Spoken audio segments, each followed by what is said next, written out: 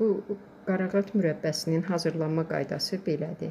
Bu qarağatı belə cecəsindən ayırıb, bu belə ayırırıq. Sonra bunu kiloya kilodur. 1 kiloya 1 kilo pesoq tökürük və qoyuruq bir 5-6 saat.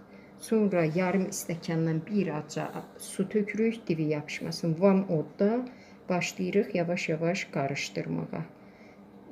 Sonra özü su verəcəkdir. Çox asta xodda bişirmək lazımdır bunu. Demək bu pesoqlayandan sonra 1-4-5 saat saxladıq. Ondan sonra yarım stəkan acana su tökürük. Beləcə vam odda qaynara düşənə kimi asta xodda belə şiriyə düşür. Şiriyə düşəndən sonra bunun altını keçirdirik, qoyuruq. Bu soyur. Hardasa 3 saat, 4 saat soyur. Soğuduqdan sonra təzədən yenə vam odda başlayıb bişiririk. Onda bunlar partlamırlar, dənə-dənə əməlib qalırlar.